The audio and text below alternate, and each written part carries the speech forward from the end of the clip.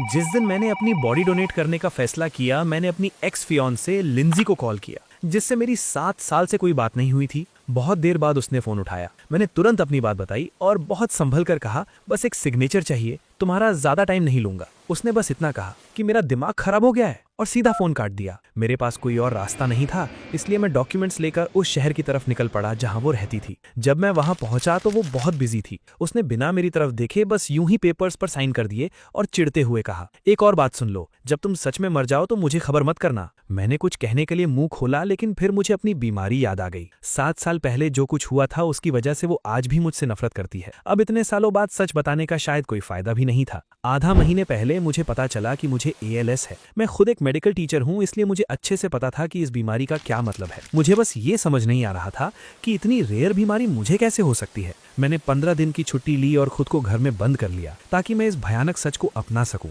छुट्टी के आखिरी 2 दिनों में मैंने फाइनली इस सच को एक्सेप्ट कर लिया और अपना फैसला लिया। जब ये तय ही है कि मैं मरने वाला हूं, तो मैं चाहता हूं कि मेरी बॉडी मेरे कॉलेज को डोनेट कर दी जाए ताकि वो ALS पर मेडिकल रिसर्च कर सके। बॉडी डोनेशन फॉर्म पूरा भर चुका था, बस फैमिली मेंबर के सिग्नेचर वाली जगह खाली थी। पेन पकड़े पकड़े मेरी उंगलियां सफेद पड़ने लगी थी। सच कहूं तो अब मेरी फैमिली के नाम पर बस वही एक इंसान बची थी, अगर मैं बेशर्म होकर उसे अपनी फैमिली कह सकूं तो।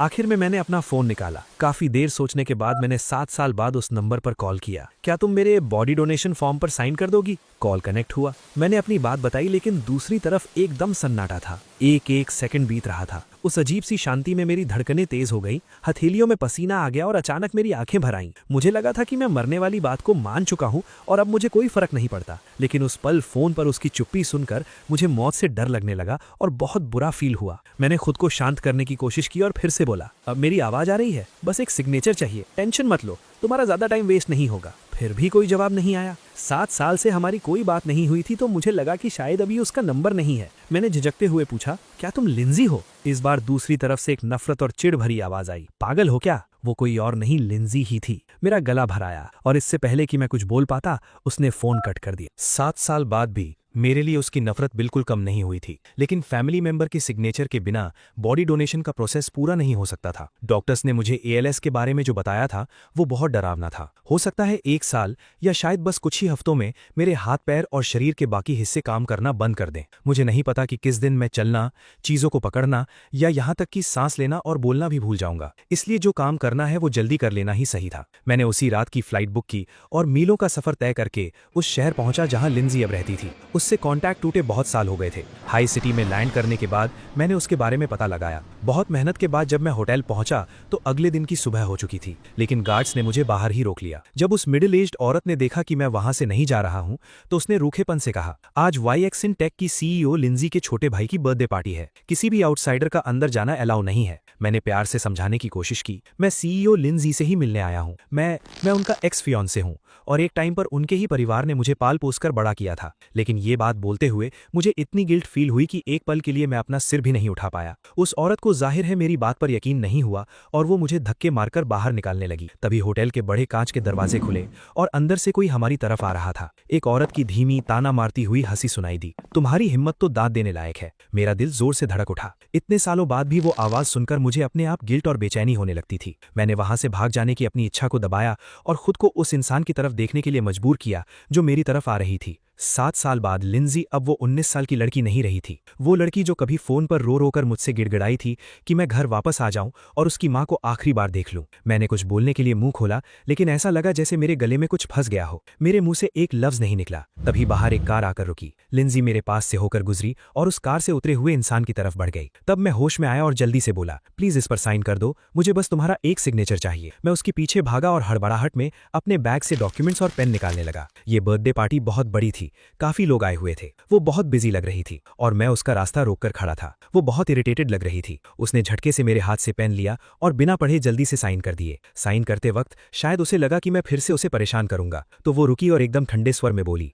एक और बात याद रखना, जब तुम सच में मर जाओ तो मुझे बताने की जरूरत नहीं है। ऐसा लगा जैसे गले में कोई कांटा छुप गया हो। काफी देर बाद मैं कुछ बोल पाया और मुझे खुद अपनी आवाज सुनाई नहीं दी। और ठीक है, मेरा जवाब सुनकर लिंजी ने आखिरी स्ट्रोक पूरा किया और साइन कर दिए। उसने मेरी तरफ एक बार भी नहीं देखा। उसने बस इतना कहा, अब दफा हो जाओगे यहाँ से। मैंने वो साइंड डॉक्यूमेंट्स अपने हाथ में लिए, मेरा शरीर अपने आप एक तरफ हो गया और मैंने उसे रास्ता दे दिया। उसकी बातें मेरे दिमाग में गूंज रही थीं और मेरा सिर चकरा रहा था। हे सिटी आते वक्त मैंने बहुत सी बातें सोची थीं, जैसे शायद लिंजी कहेगी कि ये बॉडी डोनेशन फॉर्म नकली है, या वो मुझसे पूछेगी कि इतनी कम उम्र में मैं ये सब क्यों साइन कर रहा हूँ, या फिर शायद वो एक बार तो पूछेगी कि क्या मेरी तबीयत खराब है। लेकिन ऐसा कुछ नहीं हुआ, कुछ भी नहीं, बस एक चिढ़ भरा जल्दी में किया हुआ सिग्नेचर। साफ था कि उसे इन डॉक्यूमेंट से कोई मतलब नहीं था। मैं काफी देर तक वहीं खड़ा रहा। जब मुझे होश आया तब तक लिंजी अंदर जा चुकी थी। सर्दियों की बर्फीली हवा मेरी हड्डियों को चीर रही थी और मेरा शरीर ठंड से सुन्न पड़ गया था।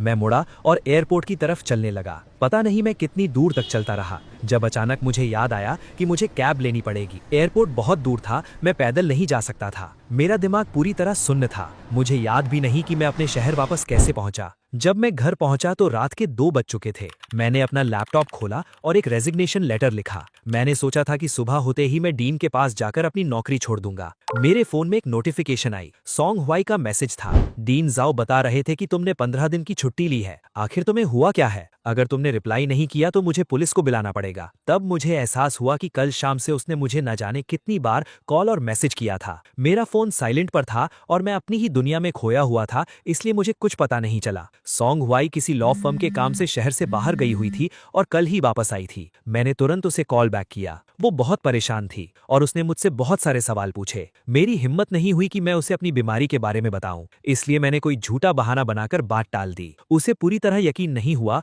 और उसने कहा, लिन ई, अगर तुम किसी मुश्किल में हो तो मुझे जरूर बताना। फोन रखने के बाद मैंने अपनी आंखों के आंसुओं को रोका और उस रेजिग्नेशन लेटर को घूरता रहा। आखिरकार मैंने उसे फाड़ कर फेंक दिया। मुझे अचानक याद आया कि मुझे सॉन्ग हुआई के 50,000 रुपए वापस करने हैं। उसकी खुद की फाइनेंशियल हालत ठीक नहीं है, इसलिए मरने से पहले मुझे उसके पैसे लौटा देने चाहिए। अगले दिन मैं हमेशा की तरह काम पर कॉलेज गया, लेकिन सुबह की एक बड़ी क्लास खत्म करने के बाद मैंने देखा कि लिंजी क्लासरूम के बाहर खड़ी थी। उसके साथ कॉलेज के अथॉरिटीज भी थे और वो माथा सिकोड़कर मुझे स्टेज पर घूर रही थी। मुझे समझ नहीं आया कि उसका क्या मतलब था। एक पल के लिए मुझे लगा कि मैं कोई सपना देख रहा हूं, क्योंकि कल ही तो वो मीलों दूर हाई सिटी में थी। कॉलेज मैनेजमेंट ने मुझे बाहर आने का इशारा किया। फिर लिंजी ने मुझे ताना मारते हुए पूछा, अब तुम ये मत कहना कि ये बस एक इत्तेफाक है। मुझे उसकी बात समझ नहीं आई। फिर उसने क्लासरूम के अंदर देखा और एक लड़का भागता हुआ बाहर आया। उसने लिंजी को दीदी कहकर बुलाया। तब जाकर मुझे सारी बात समझ आई। लिंजी की अडॉप्टेड मदर का बेटा, उसका नया भाई, मेरा ही स्टूडेंट था, वेन फंग। दुनिया में ऐसे अजीब इत्तेफाक बहुत होते हैं। तभी मैं सोचूं कि कल जब मैं हाई सिटी गया था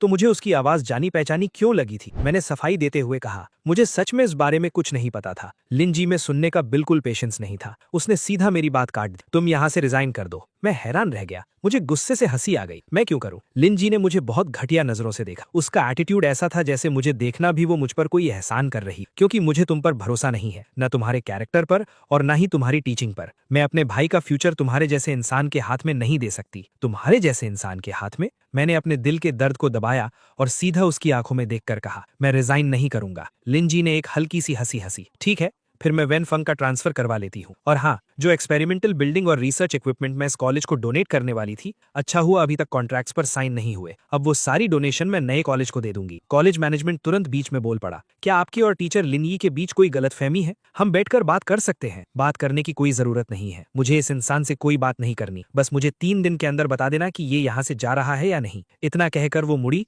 और वहां से चली गई। मैनेजमेंट वाले परेशान थे, लेकिन फिर भी उन्होंने मुझे तसल्ली दी, टीचर लिनयी आप टेंशन मत लीजिए। हमारा कॉलेज बिना किसी वजह के किसी भी टीचर को नहीं निकालता। अगर बहुत मजबूरी हुई तो हम वो डोनेशन छोड़ देंगे। उन्होंने कहने को तो कह दिया, लेकिन इतनी बड़ी डोनेशन का चला जाना कॉलेज के लिए बहुत बड़ा नुकसान होता। मैंने लिनजी को जाते हुए देखा। मैंने हिम्मत की और उसके पीछे दौड़ा। मैंने अपनी मुट्ठी इतनी जोर से भींची थी कि दर्द होने लगा। मैंने उसका हाथ पकड़ा और उसका रास्ता रोक लिया। मेरे मुंह से आदत के मुताबिक उसकी पुरानी इज्जत से भरी पुकार निकलने ही वाली थी, लेकिन मैंने खुद को रोका और कहा, लिनजी, तुम ऐसा नहीं कर सकते। लिनजी ने मुझे ऐसे देखा जैसे मैंने कोई बहुत बड़ा जोक मार दिया हो। उसने ताना मारते हुए कहा, मैं ऐसा क्यों नहीं कर सकती? मैंने एक गहरी सांस ली, अपने इमोशंस को कंट्रोल किया और बोला, अगर कोई बात है तो हम आराम से बात कर सकते हैं, तुम्हें ये सब करने की जरूरत नहीं है। लिंजी जोर से हंस पड़ी। टीचर लिन ये तुम कौन सा नया मजाक कर रहे हो? पहले वो हमेशा मुझे प्यार से शाओई बुलाती थी और आज उसके इस टीचर लिन बुलाने में सिर्फ बेइज्जती और नफरत भरी थी। लिंजी ने झटके से मेरा हाथ हटाया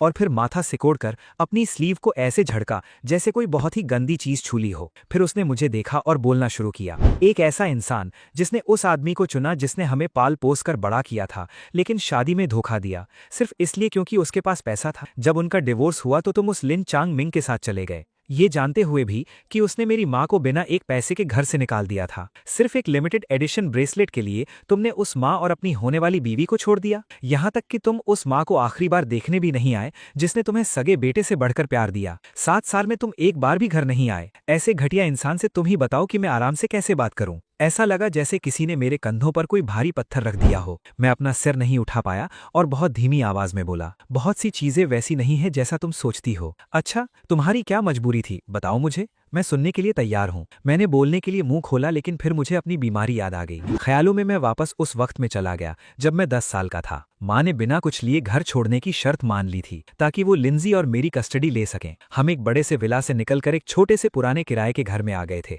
माँ दिन में छोटे मोटे काम करती थी और टाइम निकालकर बार बार लिन चैंग मिंग के पास जाती थी। वो चाइल्ड सपोर्ट के पैसे मांगती थी, लॉरेंस ढूंढती थी और उस पर केस करना चाहती थी। वो बहुत बिजी रहती थी। मैं और लिंजी एक दूसरे का सहारा थे। रोज स्कूल के बाद लिंजी मेरी क्लास के बाहर आती थी और हम साथ घर जाते थे। बस के थोड़े से पैसे बचाने के लिए हम शाम के अंधेरे में आधे घंटे से ज्यादा पैदल चलते थे। जब मैं कहता था कि मेरे पैरों में दर्द है तो वो मेरे सामने झुककर बैठ जाती, अपनी पीठ थपथपाती और हंसते हुए कहती, छोटे नवाब आ जाओ, मैं तुम्हें अपनी पीठ पर बिठा लेती हूँ। लेकिन उस रात मुझे अपनी पीठ पर घर लाने के बाद उसे हार्ट अटैक आ गया। वो दर्द से सोफे पर तड़प रही थी। मैं घबराकर उसके लिए पानी और दवाई लेने भागा। जब मैंने टेबल की ड्रॉर खोली तो देखा कि उसकी हार्ट की मेडिसिन की बोतल बहुत पहले ही खाली हो चुकी थी। वहां सिर्फ एक पेन किलर का डब्बा रखा था जो सबसे सस्ते वाला था।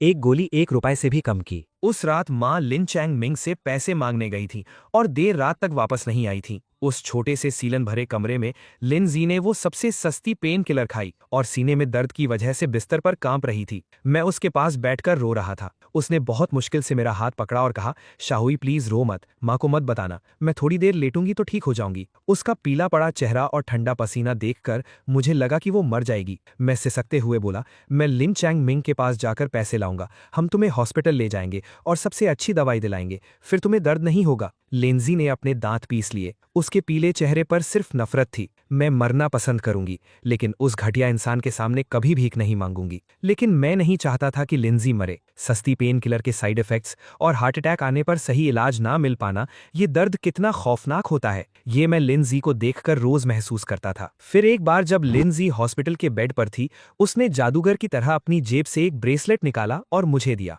बीमारी से पूरी रात तड़पने के बाद उसका चेहरा पीला था और आंखों में थकान थी। फिर भी उसने मुस्कुराते हुए कहा, हैप्पी बर्थडे शाओई। वो ब्रेसलेट 2000 से ज्यादा का था। लिंजी उस वक्त अंडर एज थी, वो नौकरी नहीं कर सकती थी। उसने छुप छुप कर अपनी दवाइयों के पैसे बचाए थे ताकि वो मुझे मेरी पसंद का ब्रेसलेट दिला सके। उसने वो ब्रेसलेट बहुत प्यार से मेरे हाथ में रखा और बदले में मैंने क्या किया? मैंने गुस्सा होते हुए उससे पूछा कि ये वो लिमिटेड एडिशन वाला क्यों नहीं है, मुझे तो वही चाहिए था। लिंजी काफी देर चुप रही और फिर बोली, जब मैं पैसे कमाने लगूंगी ना। मैंने चिढ़कर उसकी बात काट दी। मुझे घर वापस जाना है, मैं लिन चैंग मिंग के पास वापस जा रहा हूँ। अगर लिंजी उस घटिया इंसान के सामने हाथ नहीं फैलाना चाहती थी तो ये काम मैं करूंगा। अगर लिंजी उस घटिया इंसान के पैसे इस्तेमाल नहीं करना चाहती थी तो मैं उसे कभी पता नहीं चलने दूंगा कि वो पैसे कहां से आ रहे हैं। लिंजी के होठ कांपे। उसने बहुत मुश्किल से अपना हाथ उठाया और मेरा माथा छुआ। शाओई, तुम्हें बुखार है क्या? ये क्या बकवास कर रहे हो? मैंने झटके से उसका हाथ हटा दिया, खड़ा हो गया और नफरत से उसे देखा। हम काफी देर तक एक दूसरे को देखते रहे। एकदम सन्नाटा छा गया था। बहुत देर बाद मैंने लिंजी की एक हारी हुई और निराश आवाज सुनी, क्या तुम सच में ऐसा करोगे? मैं लिन चैंग मिंग के पास वापस चला गया और अपनी वो पुरानी ऐशो आराम वाली जिंदगी जीने लगा, जबकि लिंजी और माँ की जिंदगी अभी भी बहुत मुश्किल थी। लिंजी मुझसे मिलने कभी नहीं आना चाहती थी, लेकिन माँ का दिल नर्म था। वो उसे समझाती थी कि शाओई ने बचपन से कोई दुख नहीं देखा है, अभी वो नासमझ है, उससे गुस्सा मत हो। तब जाकर वो कभी कभार मुझसे मिलने आती थी। हम दोनों के बीच का रिश्ता एकदम अजीब और अनजान सा हो गया था। मैं अपने पुराने स्कूल वापस आ गया और अब मेरे आसपास लिंजी नहीं थी। लिंजी पढ़ाई में बहुत अच्छी थी और उनकी फाइनेंशियल हालत देखकर उसके स्कूल के प्रिंसिपल ने उसे स्पॉन्सर किया। उसे हर महीने कुछ पैसे मिलने लगे। उसकी और माँ की जिंदगी धीरे धीरे पटरी पर आने लगी थी और हम अपनी अपनी जिंदगी जीने लगे। फिर जब मैं 16 साल का हुआ, माँ जिनकी तबीयत हमेशा खराब रहती थी, उन्हें आईसीयू में भर्ती करना पड़ा। डॉक्टर्स ने कह दिया था कि वो नहीं बचेंगी। उस रात मैं एक लग्जरी क्रूज शिप पर लिन चैंगमिंग की बर्थडे पार्टी में था। पटाखों और जश्न के शोर के बीच मुझे लिंजी का फोन आया। वो पहली बार था जब मैंने उसे इतना बेबस होकर फूट फूट कर रोते हुए सुना था। उसकी आवाज इतनी ज्यादा कांप रही थी कि मुझे उसकी बात ठीक से समझ भी नहीं आ रही थी। उसने कहा, शाओई जल्दी आ जाओ, माँ तुम्हें आखिरी बार देखना चाहती हैं। लेकिन मैंने उसे जवाब दिया, लिन चैंगमिंग की पार्टी अभी खत्म नहीं हुई है, शायद मैं कल आ पाऊंगा। क्योंकि वो रात मेरे लिए लिन चैंगमिंग के जुर्म के सबूत इकट्ठा करने का सबसे बेहतरीन मौका था। अगले दिन जब मैं वापस गया तो मुझे माँ नहीं मिली, सिर्फ हॉस्पिटल का दिया हुआ डेथ सर्टिफिकेट मिला। लिंजी ने मेरी तरफ देखा और बस एक बात कही, लिनी इसके बाद मुझे अपनी शक्ल कभी मत दिखाना। मेरी याद में वो पहली बार था जब उसने मुझे मेरे पूरे नाम से बुलाया था। मैं माँ को आखिरी बार देख भी नहीं पाया और मुझे ये भी नहीं पता कि उन्हें कहाँ दफनाया गया। उस बात को 7 साल हो गए। लिंजी ने मुझसे कभी कोई कांटेक्ट नहीं किया। अब इतने सालों बाद सच बताने का क्या फायदा? इससे बस यही होगा कि जब मैं मरूंगा तो लिंजी को दुख होगा। इससे तो अच्छा है कि वो मुझसे नफरत ही करती रहे। लिंजी की आवाज में एक अजीब सी इंतकाम की खुशी थी। आखिर तुम्हें मेरे पास आना ही पड़ा ना? कुछ हजार रुपयों की इस नौकरी के लिए तुम मेरे सामने गिड़गिड़ा रहे हो।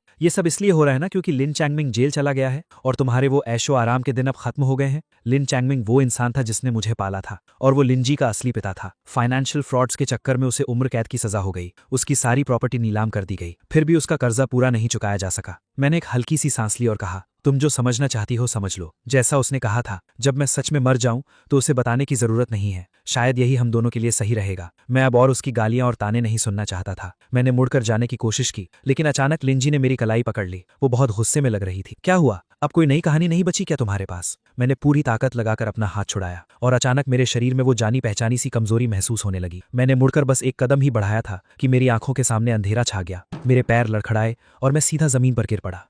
किसी जवान इंसान का ऐसे अचानक गिर जाना बहुत अजीब लगता है, इसलिए मेरा गिरना शायद उसे कोई नाटक लग रहा था। जैसी मुझे उम्मीद थी, लिंजी चुपचाप मुझे जमीन पर घिरे हुए देखती रही। उसने ताना मारते हुए कहा, इतने सालों में तुमने और कुछ तो नहीं सीखा, लेकिन बीमार होने का नाटक करके सिंपैथी बटोरना तुम्हें बहुत अच्छे से आ गया है। शायद वो मुझसे कुछ और भी कहना चाहती थी, लेकिन मेरी इस हरकत से उसे इतनी घिन आई कि उसका मुझसे बात करने का सारा इंटरेस्ट खत्म हो गया। वो मेरे पास से होकर गुजर गई, उसकी परछाई मुझ पर पड़ी और उसकी आखिरी बात सुनाई दी, तुम उसी आदमी जैसे हो, तुम दोनों इसी लायक हो। आखिरी लफ्ज उसने दांत पीसते हुए कहे थे। मैं उसे जाते हुए देखता रहा। उसने एक बार भी मुड़कर नहीं देखा। मैं काफी देर तक वहीं जमीन पर बैठा रहा। फिर थोड़ी हिम्मत जुटाकर दीवार का सहारा लेते हुए मैं खड़ा हुआ और वहां से चला गया। मैंने अपना रेजिग्नेशन लेटर वहीं छोड़ा और कॉलेज से बाहर आ गया। कॉलेज के गेट के बाहर सोंग हुआई अपनी कार के साथ मेरा इंतजार कर रही थी। उसे मेरे रिजाइन करने के बारे में पता चल गया था और वो मेरे लिए बहुत गुस्से में थी। लिंजी तुम्हारे साथ ऐसा कैसे कर सकती है? सोंग हुआई के इतना बोलते ही लिंजी कॉलेज से बाहर आती हुई दिखी। लिन चांगमिंग जेल में जाने से पहले सोंग हुआई उसकी लीगल एडवाइजर थी। उसने लिन चांगमिंग के बहुत सारे केसेस लड़े थे, इसलिए लिंजी सोंग हुआई से भी सख्त नफरत करती थी। हमारे पास से गुजरते वक्त लिंजी ने बहुत ही घटिया तरीके से मुस्कुराकर हमें देखा। सोंग हुआई का गुस्सा 7वें आसमान पर पहुंच गया और उसने लिंजी की तरफ चिल्लाकर कहा, तुम्हें अंदाजा भी है कि लिन ई ने इन सालों में तुम्हारे लिए क्या क्या कुर्बानियां दी हैं? तुम क्या बोल रही हो? मैंने अपनी आवाज धीमी की। मैंने उससे गिड़गिड़ाते हुए कहा, प्लीज और कुछ मत कहो। सोंग हुआई ने अपने दांत पीसे, लेकिन वो आगे कुछ नहीं बोली। लिंजी ने कोई जवाब नहीं दिया। वो सोंग हुआई की बाकी बात सुनने के लिए नहीं रुकी। वो बस एक पल के लिए रुकी, अपनी कार में बैठी और वहां से चली गई। मैं सोंग हुआई की कार में बैठ गया। उसने मेरी तरफ देखा, शायद उस पर मुझ पर तरस आ रहा था। वो थोड़ी परेशान लग रही थी। लिन चांगमिंग अब जेल में है, फिर भी तुम लिंजी को सच क्यों नहीं बताना चाहते? मैं काफी देर तक चुप रहा, फिर धीरे से कहा, छोड़ो, अब इन बातों का कोई मतलब नहीं। सोंग हुआई मेरी आंखों में सीधा घूर रही थी, जैसे कुछ सच ढूंढना चाहती हो। वो कौन था जो इतना बेताब था, जो कहता था कि जैसे ही लिन चांगमिंग जेल जाएगा वो तुरंत लिंजी के पास जाएगा और अपनी माँ की कब्र देखने जाएगा? मेरे पास कोई जवाब नहीं था। सोंग हुआई मुझे ऐसे घूर रही थी जैसे मेरे चेहरे के आर पार देख लेगी। क्या कुछ हुआ है? मैंने हड़बड़ाहट में कार का दरवाजा खोला और किसी भगोड़े की तरह तेजी से अपने घर की तरफ भाग गया। सोंग हुआई की आवाज मेरे पीछे धीरे धीरे दूर होती जा रही थी। वो प्रिंसिपल जिसने लिंजी को स्पॉन्सर किया था वो मुझे कल कांटेक्ट कर रहे थे। वो कह रहे थे कि तुम्हारा फोन नहीं लग रहा, वो तुमसे मिलना चाहते हैं। मैंने ऐसा दिखावा किया जैसे मैंने कुछ सुना ही नहीं। मैं सीधा अपने घर गया और दरवाजा लॉक कर लिया। बस कुछ सीढ़ियां चढ़ने में ही ऐसा लगा जैसे मेरे शरीर की सारी ताकत खत्म हो गई हो। मैं सोफे पर गिर पड़ा और एक गहरी अंधेरी नींद में सो गया। जब मेरी आंख खुली तो चारों तरफ मौत सा सन्नाटा था। खिड़की के बाहर घना अंधेरा था। मुझे समझ ही नहीं आ रहा था कि मैं किस दुनिया में हूँ, आज कौन सा दिन है। मैं बहुत मुश्किल से खड़ा हुआ, पूरा घर छान मारा, लेकिन सिर्फ एक इंस्टेंट नूडल्स का पैकेट मिला। मैंने उसे बोल में बना लिया, लेकिन जब मैंने चॉपस्टिक्स पकड़ी तो मुझे एहसास हुआ कि मैं नूडल्स उठा ही नहीं पा रहा हूँ। मैं पिछले 20 सालों से चॉपस्टिक इस्तेमाल कर रहा था और अचानक वो मेरे लिए एक अनजान सी चीज बन गई थी। मैं उसी जानी पहचानी हरकत से कोशिश कर रहा था, लेकिन हर बार नूडल्स चॉपस्टिक से फिसल रहे थे। एक अजीब सा डर और बेचैनी मेरे अंदर किसी जहरीले सांप की तरह रेंगने लगी। मैं सुन्न होकर अपनी हथेलियों को देख रहा था। मेरे हाथ सुन्न पड़ रहे थे। मेरी उंगलियां ऐसे अकड़ रही थीं जैसे उन पर बर्फ जम रही हो। भूख की वजह से मेरा सिर भी चकराने लगा था। मैंने सोचा कि मुझे किसी से मदद मांगनी चाहिए, मुझे हॉस्पिटल जाना चाहिए। पता नहीं मेरी ये हालत घबराहट की वजह से थी या सच में मेरी बीमारी इतनी बढ़ चुकी थी, लेकिन मैं अपने फोन के कॉन्टैक्ट्स तक नहीं खोल पा रहा था। बहुत बार कोशिश करने के बाद मैं सिर्फ इमरजेंसी कॉल का बटन दबा पाया। दूसरी तरफ से काफी देर बाद कॉल उठा। इस धुंधले से होश में मुझे अचानक याद आया कि मेरा इमरजेंसी कॉन्टैक्ट लिंजी का नंबर था। दूसरी तरफ से काफी देर तक कोई आवाज नहीं आई। शायद वो मेरे बोलने का इंतजार कर रही थी। आखिर में उसने बहुत इरिटेट होकर रूखी आवाज में पूछा, क्या है? मैं डरा हुआ और घबराया हुआ था। मैं मदद मांगने ही वाला था कि तभी मुझे अपने मुंह में एक नमकीन स्वाद महसूस हुआ और मुझे एहसास हुआ कि मैं डर के मारे फूट फूट कर रो रहा हूँ। दूसरी तरफ से लिंजी की ठंडी आवाज फिर से आई, कोई काम नहीं है तो मैं फोन रख रही हूँ। मैंने नीचे अपने हाथों को देखा और उंगलियों को हिलाने की कोशिश की। वो मेरी बात नहीं मान रही थी। मैं उठने की कोशिश की, लेकिन मुझे एहसास हुआ कि मैं खड़ा भी नहीं हो पा रहा हूँ। मेरे दिमाग में अजीब अजीब ख्याल आने लगे। मुझे याद आया कि कुछ दिन पहले मैंने न्यूज में देखा था, एक ALS पेशेंट मरने से पहले पूरी तरह पैरालाइज हो गया था। वो ना बोल सकता था, ना सांस ले सकता था और ना ही कुछ निगल सकता था। उसके पूरे शरीर में पाइप्स लगे हुए थे और वो तड़प रहा था। आखिर में उसकी फैमिली से उसका दर्द नहीं देखा गया और उन्होंने लाइफ सपोर्ट हटा दिया। मैंने अचानक सोचा, अगर मेरी भी यही हालत हो गई, अगर मुझे लिंजी से भीख मांगनी पड़ी कि वो मेरे लाइफ सपोर्ट की पाइप्स निकाल दे। मेरी सांसों में अचानक एक जलन भरा दर्द होने लगा। मैं उस मंजर की कल्पना भी नहीं कर सकता था। नहीं, उसे कभी पता नहीं चलना चाहिए। उसे मुझे इस हालत में कभी नहीं देखना चाहिए। मैंने अपने शरीर की कंपकपी को रोका और आखिरकार बोला, कुछ नहीं, वो गलती से नंबर लग गया था। दूसरी तरफ से थोड़ी देर सन्नाटा रहा, फिर वो गुस्से से हंसी, जैसे उसे यही उम्मीद थी। गलती से लग गया? बेहतर होगा कि तुम मुझे दोबारा कभी कॉल मत करना। कॉल कट गया। वो शांत लिविंग रूम फिर से किसी कब्र की तरह शांत हो गया। मैं वहीं सुन बैठा रहा। मुझे ऐसा लग रहा था जैसे मैं एक लकड़ी का पुतला बन गया हूं जो हिल भी नहीं सकता। आधी रात के बाद सॉन्ग हुआई का कॉल आया। उसने हॉस्पिटल से पता लगा लिया था और उसे मेरी बीमारी के बारे में सब मालूम पड़ गया था। वो गुस्से से पागल हो रही थी। इतनी बड़ी बात तुमने मुझसे छुपा ली? आखिर में उसकी आवाज रोने जैसी हो गई। मैं चुपचाप उसकी बातें सुनता रहा और जब उसका गुस्सा शांत हुआ तो मैंने बहुत प्यार से पूछा, मेरे हाथ पैर काम नहीं कर रहे हैं, क्या तुम मुझे हॉस्पिटल ले जा सकती हो? मैंने हॉस्पिटल में रहना शुरू कर दिया। कुछ ट्रीटमेंट के बाद मेरे हाथ पैरों में थोड़ी सी ताकत वापस आई, लेकिन हिलना डुलना अभी भी बहुत मुश्किल था। सॉन्ग हुआई वहीं रहकर मेरा ख्याल रख रही थी। मुझे डर था कि उसकी जॉब पर असर पड़ेगा, इसलिए मैंने उसे बहुत समझाया और अपने लिए एक केयर टेकर रख लिया। तब जाकर वो अपनी लॉ फर्म वापस गई। देखते ही देखते सर्दियां आ गई। नया साल आने वाला था और मेरी हालत बद से बदतर होती जा रही थी। मैंने बहुत सोचा और तय किया कि जब तक मेरे हाथ पैर थोड़ा बहुत काम कर रहे हैं, मुझे सॉन्ग हुआई के पैसे लौटा देने चाहिए। मैंने हॉस्पिटल से आधे दिन की छुट्टी ली और केयर टेकर से मुझे एक मॉल की ज्वेलरी शॉप तक ले जाने को कहा। मेरे पास जो एक आखिरी महंगी चीज बची थी, मैं उसे बेचने जा रहा था। जब मैं 16 साल का था और लिंजी 19 साल की, तब उसने काम करना शुरू किया था। उसने अपनी सारी कमाई जोड़कर मुझे एक बर्थडे गिफ्ट दिया था। ये वही लिमिटेड एडिशन ब्रेसलेट था जिसके लिए मैंने उसे ताना मारा था। उस ब्रेसलेट की वजह से वो हमेशा गिल्ट में रहती थी और उसे लगता था कि शायद इसे देखकर मैं उसके और माँ के पास वापस आ जाऊंगा। मैं उस ब्रेसलेट को लेकर ज्वेलरी शॉप पहुंचा और मैनेजर से बार्गेन करने लगा। जब इसे खरीदा गया था तब ये बहुत महंगा था, क्या आप थोड़े ज्यादा पैसे नहीं दे सकते? मैनेजर थोड़ा इरिटेट हो गया। ये बहुत पुराना डिजाइन है, अब आउट ऑफ फैशन हो चुका है। मैं इसके ज्यादा से ज्यादा 30,000 दे सकता हूँ। मेरे इलाज और दवाइयों में बहुत पैसे खर्च हो चुके थे। अब मेरे पास सच में कुछ नहीं बचा था। मुझे सॉन्ग हुआई के 50,000 भी लौटाने थे, इसलिए मैंने हिम्मत करके कहा, प्लीज थोड़ा बढ़ा दीजिए, 35,000 में कर लें। मेरी बात पूरी भी नहीं हुई थी कि अचानक मेरे पीछे से एक औरत की ठंडी आवाज आई, जरा साइड हटेंगे? मैंने पीछे मुड़कर देखा, लिंजी और वेनफेंग मेरे पीछे खड़े थे। उसने मेरी तरफ ऐसे देखा जैसे मैं वहां हूं ही नहीं और सीधा मैनेजर से बात करने लगी। क्या वो आ गया? मैनेजर ने तुरंत एक बड़ी सी स्माइल दी और कहा, जी हाँ, वो नेकलेस आज सुबह ही आया है, मैं बस आपको कॉल करने ही वाला था। लिंजी नेकलेस लेने काउंटर की तरफ बढ़ी, लेकिन वेनफेंग की नजर मेरे हाथ में रखे ब्रेसलेट पर पड़ी। शायद उसे लगा कि मैं एक टीचर हूं जिसकी नौकरी छूट गई है और अब उसे अपने अपने गहने बेचने पड़ रहे हैं, तो उसे मुझ पर तरस आ गया। उसने लिंजी की स्लीव खींची और बहुत सोच समझ कर बोला, टीचर लिनी, मुझे ये ब्रेसलेट बहुत अच्छा लग रहा है, क्या आप इसे मुझे बेचेंगे? मैं आपको 35,000 दे दूंगा। मैं लिंजी के सामने और बेइज्जत नहीं होना चाहता था, लेकिन फिर मुझे अपनी हालत याद आई, शायद मैं अगली बार यहाँ आ ही न पाऊं। मैंने हाँ में सिर हिलाया, लेकिन तभी लिंजी ने माथा सिकोड़ा। शाओफेंग, किसी और की उतारी हुई गंदी चीजें मत लिया करो। शाओफेंग एक पल के लिए बहुत शर्मिंदा हो गया और सेल्समैन उसे अंदर नेकलेस ट्राई करवाने ले गया। मेरे पास कोई और रास्ता नहीं था, और अब इज्जत की परवाह किसे थी। मैंने 30,000 ली और वो ब्रेसलेट बेच दिया। लिंजी वही खड़ी बहुत शांति से मुझे देख रही थी। उसकी वो घूरती हुई नजरें मुझे चुभ रही थीं। मेरी हिम्मत नहीं हुई कि मैं उसे देखूं। मैंने बस पैसे लिए और वहां से भाग गया। कॉर्नर मुड़ने के बाद जब मुझे यकीन हो गया कि अब लिंजी मुझे नहीं देख सकती, तब मैं दीवार के सहारे खड़ा हुआ और सोंग हुआई को कॉल किया। मैंने उससे पूछा कि वो हॉस्पिटल कब आ सकती है। मैं पहले ये 30,000 देना चाहता था। अगर मैं सीधे ट्रांसफर करता तो वो पक्का पैसे वापस कर देती। मैंने फोन रखा ही था कि मैंने देखा लिंजी मेरे सामने खड़ी थी। उसका चेहरा गुस्से से लाल हो रहा था। मैं पूरी ताकत लगाकर मॉल आया था और अब मेरे शरीर में बिल्कुल जान नहीं बची थी। मुझे डर था कि कहीं उसे मेरी बीमारी का पता न चल जाए। मैं उसके पास से गुजरकर आगे जाने लगा, लेकिन अचानक उसने मेरा हाथ कसकर पकड़ लिया। लिंजी की गुस्से भरी आवाज मेरे कानों में गूंजी, क्या तुम्हें सोंग हुआई को पैसे देना इतना पसंद है? जो कुत्ता अपने ही मालिक को जेल भिजवा सकता है, तुम्हें इतना यकीन कैसे है कि वो कल तुम्हें नहीं काटेगा? इंडस्ट्री में सबको पता था कि लिन चांग मिंग को सोंग हुआई ने ही मौके का फायदा उठाकर उम्र कैद दिलवा दी थी। जब मैंने कोई जवाब नहीं दिया तो लिंजी ने ताना मारा, या फिर तुम सोंग हुआई को पैसे इसलिए दे रहे हो ताकि वो तुम्हारे उस महान बाप लिन चांग मिंग का केस फिर से लड़ सके? उसकी नजरों में मैं हमेशा इतना ही गिरा हुआ इंसान था। मेरे पैर कांप रहे थे। मैं वहां से निकलना चाहता था। मैंने उसका हाथ हटाने की कोशिश की और कहा, मुझे लगता है इससे तुम्हारा कोई मतलब नहीं है। 7 साल बाद जब हम मिले तो लिंजी को मुझसे सख्त नफरत थी, लेकिन इस वक्त वो मेरा हाथ कसकर पकड़े हुए थी और छोड़ने का नाम नहीं ले रही थी। उसने ताना मारा, हाँ मेरा कोई मतलब नहीं है, लेकिन अगर तुम्हारे साथ कुछ बुरा होता है तो मुझे बहुत खुशी मिलेगी। जैसे कि क्या तुम्हें पता है कि तुम्हारी महान वकील सोंग हुआई को नौकरी से निकाल दिया गया है? मेरा दिल जोर से धड़का। मैं सुन रह गया। मैं ये भी नहीं सोच पाया कि वो सच बोल रही है या झूठ। मैंने तुरंत अपना फोन निकाला और सोंग हुआई की लॉ फॉर्म को कॉल किया। वहां से मुझे यही जवाब मिला, लॉयर सोंग ने महीने की शुरुआत में ही रिजाइन कर दिया था। वो यीसिन ग्रुप के किसी प्रोजेक्ट पर काम कर रही थी। उन्होंने एक लीगल रिपोर्ट में गलती की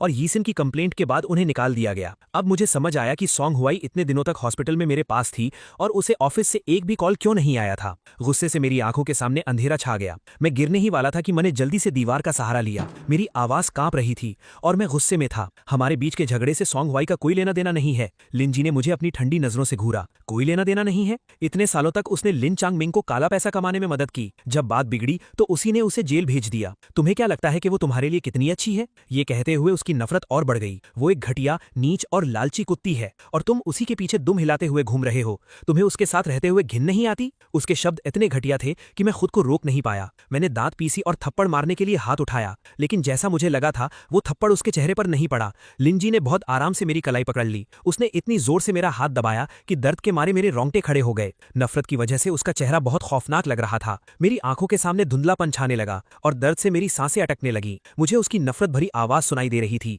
जो धीरे धीरे दूर हो रही थी। लिंजी, क्या तुम्हारी इतनी औकात है कि तुम मुझ पर हाथ उठा सको? मेरे दिमाग में एक तेज आवाज गूंजने लगी। मुझे सब कुछ गोल गोल घूमता हुआ दिख रहा था। लिंजी कुछ बोल रही थी, शायद वो मुझे और ताने दे रही थी। गुस्से में, नफरत में मैंने खुद को शांत करने की बहुत कोशिश की, लेकिन मेरा शरीर ऐसे लग रहा था जैसे कोई फटा हुआ गुब्बारा हो जिसमें से हवा निकल रही हो। मेरे लिए खड़ा रहना और सांस लेना भी मुश्किल हो रहा था। मेरे गले से घबराहट भरी सांसों की आवाज आ रही थी। मेरे पैर ऐसे कांप रहे थे जैसे उनमें हड्डियां ही ना हो। मुझे कुछ दिखाई नहीं दे रहा था। मैं खड़ा भी नहीं हो पा रहा था। मुझे लगा कि मैं अगले ही पल गिर जाऊंगा। मैंने अपने आप को बचाने के लिए लिंजी के कोट को कसकर पकड़ लिया। मेरी धुंधली नजरों ने देखा कि लिंजी एकदम सुन रह गई। उसके उस बर्फ की तरह ठंडे चेहरे पर एक पल के लिए हैरानी और दर्द की झलक दिखाई दी। उसने मुझे पकड़ने के लिए हाथ बढ़ाया, लेकिन तभी मुझे अपने पीछे से किसी की आवाज आई जो बहुत घबराई हुई लग रही थी। शायद वो सोंग हुआई थी। लिंजी ने मुझे पकड़ने के लिए जो हाथ बढ़ाया था उसने तुरंत वो हाथ पीछे खींच लिया। शायद उसे लगा कि ये मेरा कोई नाटक है। उसके चेहरे पर फिर से वही नफरत और गुस्सा आ गया।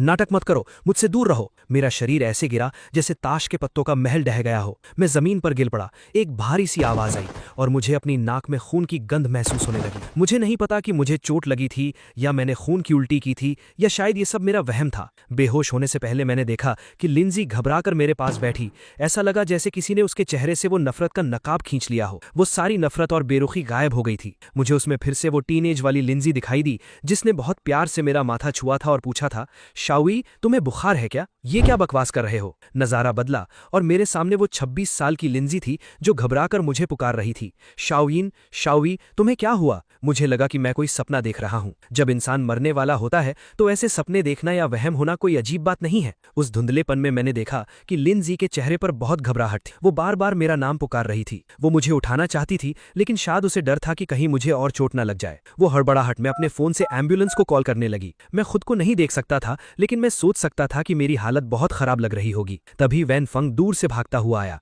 वो भी घबराया हुआ था। उसने झुककर मेरा हाथ पकड़ने की कोशिश की और परेशानी में पूछा, टीचर लिन, शाओवी को क्या हुआ? ये अचानक कैसे हो गया? वो मेरा हाथ भी नहीं पकड़ पाया था कि लिंजी ने उसे धक्का देकर जमीन पर गिरा दिया। मैंने लिंजी के चेहरे पर बहुत गहरी नफरत और गुस्सा देखा। वो गुस्सा जो उसे मुझे देखकर आता था, आज वो वैन फंग पर निकाल रही थी। मैंने लिंजी को चिल्लाते हुए सुना, दूर हटो, उसे हाथ मत लगाना। ये कैसे हो सकता है? उसे तो इस बात से भी डर लगता था कि वैन फंग मेरा स्टूडेंट है। उसने मुझे परेशान करने के लिए रिजाइन करने पर मजबूर किया, तो अब वो उसके साथ ऐसा क्यों कर रही थी? ये सच में मेरा कोई अजीब सा सपना ही था। मेरे होश पूरी तरह चले गए। मैं बहुत दिनों तक कोमा में रहा। मुझे होश नहीं आया। उस अंधेरे में बहुत साल पुरानी यादें मेरे दिमाग में घूमने लगीं। मैं लिन चांगमेंग के पास वापस चला गया। मैंने चोरी छुपे अपने महंगे खिलौने बेचे और उन पैसों को लेकर लिंजी के स्कूल के प्रिंसिपल के पास गया। वो मिडिल एज टीचर के थोड़े सफेद बाल थे। उन्होंने मेरी बात मान ली। उन्होंने लिंजी की पढ़ाई, उसके रहने का खर्च और उसकी दवाइयों का खर्च उठाना शुरू कर दिया और लिंजी से कहा कि जब वो बड़ी हो जाए तो उन्हें इसके 10 गुना पैसे लौटा दे। वो बीता हुआ वक्त मेरे दिमाग में बार बार आ रहा था, जैसे ये कल की ही बात हो। जब मुझे होश आया तो करीब 1 हफ्ता बीत चुका था। लिंजी मेरे बेड के पास बैठी ऊँघ रही थी। जब मेरी आंखें साफ हुईं तो मैंने उसकी बंद आंखें देखी। उसकी आंखों के नीचे डार्क सर्कल्स थे। उसने एक डिजाइनर सूट पहना हुआ था जो शायद पूरी रात न बदलने की वजह से थोड़ा सिकुड़ गया था। मैंने हल्की सी स्माइल की। खिड़की से आती हुई धूप उसके चेहरे पर पड़ रही थी, जिससे वो बहुत शांत और खूबसूरत लग रही थी। देखो लिंजी को, वो आज भी जिंदा है। आज वो इतनी कामयाब है, उसकी जिंदगी इतनी अच्छी चल रही है। कम से कम वो उस छोटी सी उम्र में उस टूटे फूटे घर में जिद के चक्कर में अपनी जान से हाथ नहीं बैठी। मुझे अचानक याद आया कि मैंने सालों से उसे प्यार से नहीं बुलाया है। उसे सोता हुआ देखकर मैं खुद को रोक नहीं पाया। मैंने चोरी छुपे बोलने के लिए मुंह खोला। मेरे होठों से उसका नाम जीजी निकलने ही वाला था कि अचानक उसकी आंखें खुल गईं। हमारी नजरें मिली और एक अजीब सी ऑकवर्डनेस छा गई। मैं तुरंत घबरा गया और मैंने अपनी नजरें चुरा ली। लिंजी भी थोड़ी हैरान रह गई। वो भी थोड़ी अनकंफर्टेबल लग रही थी। कुछ देर बाद वो बोली, क्या बात है? क्या मेरे चेहरे पर कुछ लगा है? मेरी हिम्मत नहीं हुई कि मैं उसे दोबारा देखूं। पता नहीं क्यों मुझे बहुत दुख हो रहा था। आज मैं इस हालत में हूं कि मैं उसे प्यार से पुकार भी नहीं सकता। मैंने अपने दिल के दर्द को दबाया और रुंधे हुए गले से कहा, कुछ नहीं, बस मुझे थोड़ा अजीब लग रहा है कि तुम अभी भी यहाँ हो। वो मुझसे नफरत करती थी। उसे तो मुझे देखने से भी घिनानी चाहिए थी। लिंजी काफी देर तक कुछ नहीं बोली। मुझे लगा था कि उसकी जैसी नेचर है, वो पक्का मुझे कुछ ताने मारेगी या फिर बहाना बनाएगी कि वो बस किसी काम से हॉस्पिटल में थी या डॉक्टर्स ने उसे रुकने के लिए मजबूर किया। लेकिन उसने ऐसा कुछ नहीं कहा, कोई बहाना नहीं बनाया। वार्ड में एकदम सन्नाटा छा गया। हम दोनों में से किसी ने भी काफी देर तक कुछ नहीं कहा। आज हमारे लिए एक ही कमरे में शांति से बैठना, बिना एक भी लफ्ज कहे, ये भी बहुत बड़ी बात थी। लेकिन ये शांति ज्यादा देर तक नहीं टिकने वाली थी। कुछ देर बाद मैंने और उसने एक साथ बोलना शुरू किया। लिंजी की आवाज थोड़ी ठंडी थी और उसने बहुत अजीब तरीके से पूछा, क्या तुम पूरी जिंदगी वापस नहीं आओगे? वो उस छोटे से किराए के घर की बात कर रही थी। माँ की मौत के बाद लिंजी ने वो घर खरीद लिया था और माँ की अस्थियां वहीं रखी थीं। शायद ये माँ की आखिरी इच्छा थी या शायद उसे उस छोटे से घर से प्यार था। लेकिन अफसोस, उसी वक्त मैंने भी एक बात बोल दी थी, क्या तुम लॉयर सॉन्ग के खिलाफ की गई कंप्लेंट वापस ले सकती हो? मेरी ये बात सुनते ही लिंजी की आंखों में जो थोड़ी बहुत नरमी थी वो तुरंत गायब हो गई। वो बहुत गुस्से में अपनी जगह से खड़ी हो गई।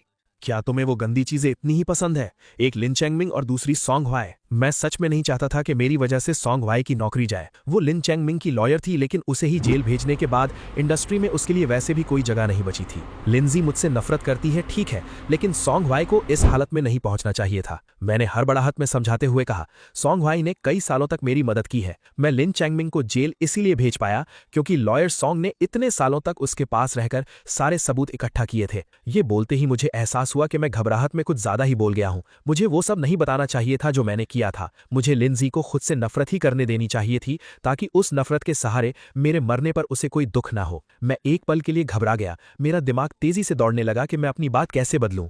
लेकिन तभी लिंजी हंस पड़ी। क्या तुम खुद सुन रहे हो कि तुम क्या बोल रहे हो? सॉन्ग भाई को बचाने के चक्कर में तुम खुद को भी बेदाग साबित करना नहीं भूले। शायद अब मुझे इस बात की टेंशन लेने की जरूरत नहीं थी कि मैं अपनी बात कैसे बदलूं। साफ था कि लिंजी को मेरे इन झूठों पर रत्ती भर भी यकीन नहीं था। वो मुझसे इतनी नफरत करती थी कि अब यहां एक पल भी और नहीं रुकना चाहती थी। वो वो मुड़ी और बिना मेरी तरफ देखे सीधा वार्ड से बाहर जाने लगी। मैं उसे जाते हुए देख रहा था। वो बस आंखों से ओझल होने ही वाली थी कि मुझे माँ की याद आई। मैंने जल्दी से पूछा, क्या तुम मुझे बता सकती हो कि माँ की कब्र कहाँ है? इन 7 सालों में लिंजी ने मुझसे कोई कांटेक्ट नहीं किया। वो मुझसे मिलना नहीं चाहती थी। माँ का अंतिम संस्कार कैसे हुआ, उन्हें कहाँ दफनाया गया, उसने मुझे कुछ नहीं बताया। मैंने अपने तरीके से बहुत पता लगाने की कोशिश की, लेकिन मुझे कभी कुछ नहीं मिला। अब जबकि मैं मरने वाला हूँ, मैं बस उन्हें आखिरी बार देखना चाहता हूँ, फिर चाहे वो उनकी अस्थियां हों या टूमस्टोन पर लिखा उनका नाम और फोटो ही क्यों ना हो। लिंजी वार्ड के दरवाजे पर रुकी, लेकिन उसने पलट कर नहीं देखा। काफी देर बाद उसने एकदम ठंडी आवाज में कहा, जब तुम्हारा लिन चैंगमिंग और सॉन्ग वाई से सारा रिश्ता खत्म हो जाए तब आकर पूछना। मैं सच में उससे थोड़ा और गिड़गिड़ाना चाहता था, लेकिन वो जा चुकी थी। मैंने बेड से उतरकर उसके पीछे जाने की कोशिश की, लेकिन मुझे एहसास हुआ कि मेरे पैर फिर से काम नहीं कर रहे हैं। जब से मुझे ALS का पता चला था, ऐसा कई बार हुआ था कि मेरे पैर अचानक काम करना बंद कर देते थे, लेकिन वो बस थोड़ी देर के लिए होता था। पर इस बार मुझे अंदर से लग रहा था कि शायद अब मैं कभी ठीक से नहीं चल पाऊंगा। मैं हॉस्पिटल में ही रहा और व्हील चेयर पर आ गया। डॉक्टर्स के चेकअप के बाद ये कंफर्म हो गया कि मैंने चलने की अपनी ताकत पूरी तरह खो दी है। नया साल बीतने के बाद स्प्रिंग आ गया। अब मैं चॉपस्टिक्स इस्तेमाल नहीं कर पा रहा था, बस किसी तरह चम्मच से खा लेता था। चीजों को निगलना भी मुश्किल होने लगा था। अक्सर पानी पीते वक्त भी मुझे फंदा लग जाता था। जब भी मेरी तबीयत थोड़ी ठीक होती, मैं धीरे धीरे अपने वो सारे पेंडिंग काम निपटाने लगा जो मुझे करने थे। मैं लिन चांगमिंग से मिलने जेल गया। जेल जाने के बाद वो हार मानने को तैयार नहीं था। उसने लोगों को पैसे खिलाकर अपील करने की बहुत कोशिश की, लेकिन सबूत इतने पक्के थे कि सेकंड ट्रायल में भी फैसला वही रहा और अब वो आगे कोई अपील नहीं कर सकता था। सेकंड ट्रायल का रिजल्ट 2 दिन पहले ही आया था और मैं तुरंत जेल पहुंच गया ताकि सबसे पहले उसे ये अच्छी खबर दे सकूं। शायद उसे पहले से ही पता चल गया था, क्योंकि वो बिल्कुल भी हैरान नहीं दिखा, बल्कि मुझे व्हीलचेयर पर देखकर उसे बहुत सुकून मिल रहा था। मैंने उससे कहा, मेरा जो भी हो मुझे फर्क नहीं पड़ता, बस तुम्हारा जिंदगी भर जेल में सड़ना ही मेरे लिए काफी है। आखिर अगर तुम जेल से बाहर आए तो तुम मेरी और लिंजी की नजरों को गंदा करोगे, और अगर तुम्हें मौत की सजा मिली तो नर्क में जाकर तुम माँ की नजरों को गंदा करोगे। इसलिए तुम्हारा जिंदगी भर यहीं फड़ना सबसे अच्छा है। लिन चांगमिंग का चेहरा गुस्से से लाल हो गया। जब मैं मुड़कर जाने लगा तो वो गुस्से से पागल हो रहा था। उसने मेरे पीछे से चिल्लाकर कहा, तुम्हारे ये सब करने से क्या बदल जाएगा? तुम्हारी वो माँ और तुम्हारी वो एक्स फियांसे लिंजी, वो तुम्हें आज भी एक स्वार्थी और एहसान फरामोश जानवर ही मानती है। मैंने शांति से पलटकर जवाब दिया, लिंजी मुझे बहुत पहले ही घर वापस ले गई थी। लिन चांगमिंग एक पल के लिए इतना जल भुन गया कि उसके मुंह से कोई लफ्ज नहीं निकला। मैं जेल से बाहर आ गया। बाहर बहुत अच्छी धूप खिली थी। जब हवा का एक झोंका मेरे चेहरे पर लगा और मुझे थोड़ी ठंडक महसूस हुई, तब मुझे एहसास हुआ कि मेरी आंखों से आंसू गिर रहे हैं। शायद लिंजी का मुझसे नफरत करना और मुझ पर कभी यकीन ना करना, ये बात सच में मेरे दिल को बहुत दुखा रही थी। जेल का अपना ये आखिरी काम खत्म करने के बाद मैंने सॉन्ग हुआई से मेरी व्हीलचेयर पुश करने के लिए कहा और उसके साथ एक बार अपने कॉलेज गया। मेरे 50 साल से ऊपर उम्र के मेंटर मेरी व्हीलचेयर के सामने घुटनों के बल बैठ गए। उनके थोड़े बूढ़े हो चुके हाथों ने मेरे चेहरे को पकड़ा और वो धीमी आवाज में सिसकने लगे। मैं उनका सबसे होनहार स्टूडेंट हुआ करता था। मैंने भी कभी सपना देखा था कि मैं उन्हीं की तरह अपनी पूरी जिंदगी क्लासरूम और लैब को डेडिकेट कर दूंगा। ये सब सोचकर ही कभी मेरा खून खौल उठता था। लेकिन अब मुझे समझ आ गया था कि सिर्फ मेहनत करने से सपने पूरे नहीं होते। मैं उन्हें रोते हुए नहीं देख सकता था। जब वो मुझे पढ़ाते थे तो बहुत स्ट्रिक्ट हुआ करते थे। मैं उनके आंसू पोंछना चाहता था, लेकिन मेरे हाथ काम नहीं कर रहे थे। इसलिए मैंने किसी तरह एक मजाक करने की कोशिश की। मेरे मरने के बाद आप मेरी बॉडी का अच्छे से ख्याल रखिएगा। हमने इसे रिसर्च के लिए डोनेट करने का डिसाइड किया था ना, कहीं ब्लैक मार्केट वाले से चुरा न ले। सच कहूं तो मेरे अंदर मजाक करने का कोई टैलेंट नहीं है। मेरा ये मजाक सुनकर वो हंसे नहीं, बल्कि और भी फूट फूट कर रोने लगे। मैंने मदद मांगने के लिए अपने पीछे खड़ी सॉन्ग भाई की तरफ देखा, लेकिन जैसे ही मैंने सिर घुमाया उसने तुरंत अपना चेहरा मोड़ लिया। शायद उसकी भी आंखें भर आई थीं। अरे मैं अभी मरा नहीं हूँ। हॉस्पिटल वापस जाते वक्त मैंने बहाना बनाया कि मेरे फोन की बैटरी खत्म हो गई है और सॉन्ग भाई का फोन ले लिया। मैंने उसका वीचैट खोला, अपनी तरफ से भेजे गए पैसे एक्सेप्ट किए और फिर वो ट्रांजैक्शन हिस्ट्री डिलीट कर दी। हॉस्पिटल में एडवांस में जमा किए गए मेरे मेडिकल बिल्स अभी भी 1 महीने तक चल सकते थे, जो मेरे लिए बहुत थे। इसलिए बस कुछ 100 रुपए अपने खर्चे के लिए रखकर मैंने बाकी सारे पैसे सॉन्ग भाई को ट्रांसफर कर दिए थे। ALS जब अपनी आखिरी स्टेज पर पहुंच जाता है तो इंसान ना चल सकता है, ना हाथ हिला सकता है, ना कुछ बोल सकता है और यहाँ तक कि सांस भी नहीं ले सकता। मैं एक जिंदा लाश बनकर वो दर्द नहीं सहना चाहता था, इसलिए मैं उस दिन का इंतजार नहीं करने वाला था। पैसे ट्रांसफर करने के बाद मैंने सॉन्ग भाई का फोन नीचे रखा मैंने देखा कि वो फिर से रो रही थी। मुझे समझ नहीं आया कि मैं हंसूं या रोऊं। तुम फिर से क्यों रोने लगी? सॉन्ग भाई ने मेरी तरफ नहीं देखा। उसका चेहरा एकदम सख्त था। खिड़की के बाहर बहुत तेज हवा चल रही है। मेरी आंखों में कुछ चला गया। मैंने उसका मजाक उड़ाते हुए कहा कि उसने तो कार की खिड़की भी नहीं खोली है, बिल्कुल वैसे ही जैसे पिछली बार उसने मुझसे कहा था। मुझे अचानक ख्याल आया कि शायद ये हमारे बीच का आखिरी मजाक है। मेरे जो भी काम बचे थे वो सब मैंने पूरे कर लिए थे। अब मेरी जिंदगी में बहुत कम ही लोग और चीजें बची थी जिनकी मुझे फिक्र थी। मुझे लिन जी की कही हुई बात याद आई, जब तुम सच में मर जाओ तो मुझे मत बताना। शायद अब उसे आखिरी अलविदा कहने की भी कोई जरूरत नहीं थी। मेरे कोट की जेब में वो स्लीपिंग पिल्स रखी थी जो मैं इतने दिनों से जमा कर रहा था। मौत के इतने करीब आकर मेरा मन अब धीरे धीरे बहुत शांत हो गया था। बस एक ही बात का अफसोस था कि मैं अभी भी नहीं जानता था कि माँ की कब्र कहाँ है। मेरे मरने के बाद पता नहीं मैं उन्हें कभी ढूंढ पाऊंगा या नहीं। हॉस्पिटल पहुंचने के बाद सॉन्ग भाई मेरी व्हील चेयर को ढकेलते हुए मुझे मेरे वार्ड में वापस ले जा रही थी। एलिवेटर का इंतजार करते वक्त मैंने बहुत नॉर्मल तरीके से उससे कहा, आज रात तुम मेरे पास मत रुकना। तुम्हारी माँ के सिर में दर्द रहता है ना आजकल, तुम्हें घर जाकर उनका ख्याल रखना चाहिए। ऐसा मत फील करवाओ जैसे मैंने तुम्हें खरीद लिया हो। सॉन्ग भाई मेरे पीछे खड़ी थी। उसने कोई जवाब नहीं दिया। मैंने थोड़ा सीरियस होकर कहा, अगर तुम नहीं जाओगी तो मैं नर्सेस से कहकर तुम्हें बाहर निकलवा दूंगा। तभी सॉन्ग वाई धीरे से मेरे पास आई और उसने अपना हाथ मेरे कोट की जेब में डाला। उसकी आवाज एकदम ठंडी थी। क्या तुम्हें सच में लगता है कि तुम मुझे हमेशा बेवकूफ बना सकते हो? मेरा दिल जोर से धड़का। मैं घबराहट में उसे रोकने ही वाला था कि अचानक मेरे पीछे से किसी के जोर से चिल्लाने की आवाज आई, रास्ता दीजिए प्लीज, रास्ता दीजिए। हॉस्पिटल में हर रोज इमरजेंसी पेशेंट्स आते रहते हैं, तो ये कोई अजीब बात नहीं थी। मैं अपनी कोट की जेब को छुपाने में लगा था और मैंने मुड़कर भी नहीं देखा। लेकिन तभी मुझे सॉन्ग वाई की आवाज सुनाई दी, जिसे अपनी आंखों पर यकीन नहीं हो रहा था। लिन जी। जैसे ही मैंने मुड़कर देखा, मुझे स्ट्रेचर पर एक औरत लेटी हुई दिखाई दी। उसका चेहरा, उसके हाथ और उसका पेट, हर जगह खून ही खून था। उसके चेहरे और गर्दन का जो हिस्सा खून से सना हुआ नहीं था वो एकदम पीला पड़ चुका था।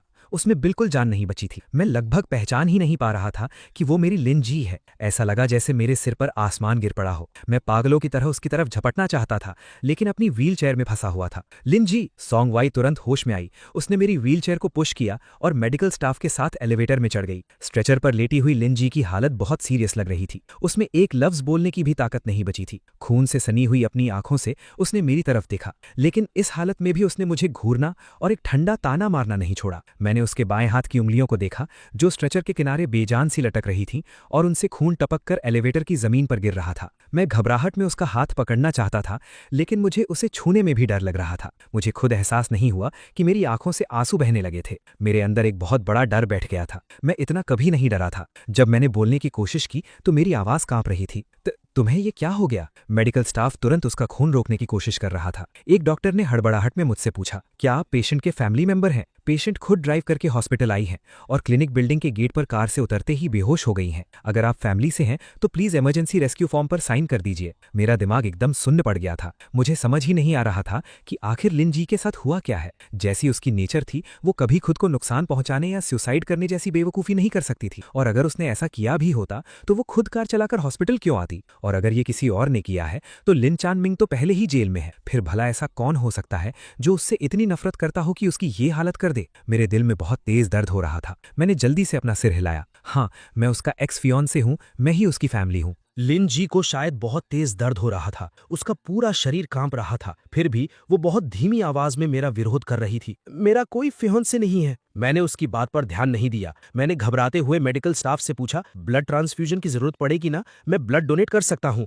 जितना भी चाहिए ले लीजिए। ALS कोई संक्रामक बीमारी नहीं है और वैसे भी ब्लड डोनेट करने से पहले आप लोग चेकअप तो करेंगे ही। लिन जी और मेरा ब्लड ग्रुप बहुत रेयर था, इसलिए इमरजेंसी में इतना ब्लड मिल पाना आसान नहीं था। लिन जी अभी भी जिद पर अड़ी थी और मना कर रही थी, मुझे इसका ब्लड नहीं चाहिए। उसकी आवाज इतनी धीमी थी कि किसी को सुनाई ही नहीं दी। एलिवेटर से बाहर निकलते ही उसे तुरंत इमरजेंसी रूम में ले जाया गया। मैंने फॉर्म पर साइन किए, लेकिन मेडिकल स्टाफ ने मुझे बताया कि मेरी बीमारी और मेरे इलाज में चल रही दवाइयों की वजह से मैं ब्लड डोनेट नहीं कर सकता, इसलिए साइन करने के अलावा मैं उसके लिए और कुछ नहीं कर सका। आधी रात के करीब मैंने उसके क्रिटिकल इलनेस नोटिस पर साइन किया। मैंने कभी सपने में भी नहीं सोचा था कि मेरी लिन जी का क्रिटिकल इलनेस नोटिस मुझ जैसे टर्मिनल इलनेस वाले पेशेंट से पहले आएगा। साइन करते वक्त मेरे दोनों हाथ बुरी तरह कांप रहे थे। मुझे अचानक याद आया कि कई साल पहले जब लिन जी ने मां के क्रिटिकल इलनेस नोटिस पर साइन किया होगा और मुझे कॉल किया होगा, तो शायद वो भी आज मेरी ही तरह इतनी ही डरी हुई और बेबस होगी। मैंने अपनी मौत के लिए आज की रात चुनी थी और मेरे पास काफी दवाइयां भी थी, लेकिन आज की रात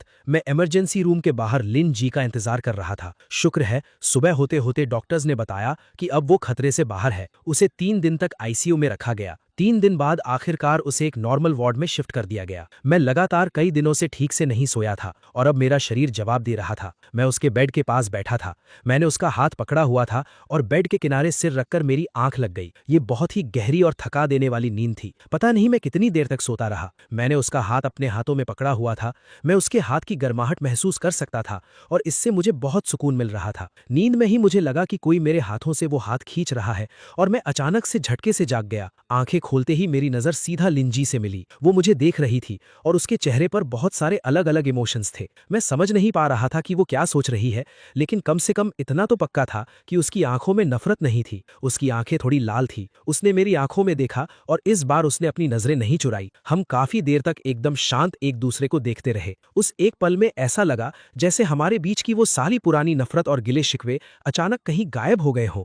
काफी देर बाद मुझे उसकी आवाज सुनाई दी, तुम्हारी लार मेरे हाथ पर गिर रही है। मैं तुरंत होश में आया और शर्मिंदगी के मारे अपना मुंह पोंछने के लिए हाथ उठाया, लेकिन तभी मुझे एहसास हुआ कि वो झूठ बोल रही थी। लिंजी ने एक बहुत ही हल्की सी स्माइल दी। ये कोई ताना या ठंडी हंसी नहीं थी, एक सच्ची स्माइल थी जो मैंने बहुत सालों से नहीं देखी थी। मैंने उसकी तरफ देखा। उसके पूरे चेहरे और शरीर पर चोटें थीं। वो पट्टियों में किसी मम्मी की तरह लिपटी हुई थी। सच में कमाल है कि वो इस हालत में भी हंस सकती थी। मुझे उस पर बहुत तरस आ रहा था और गुस्सा भी। आखिर तुम्हें ये हुआ कैसे? लिंजी ने बहुत ही बेपरवाही से जवाब दिया, कुछ नहीं, बस एक पागल इंसान था। 7 साल से हमारा कोई कांटेक्ट नहीं था, इसलिए मुझे नहीं पता था कि उसकी जिंदगी में कौन कौन है।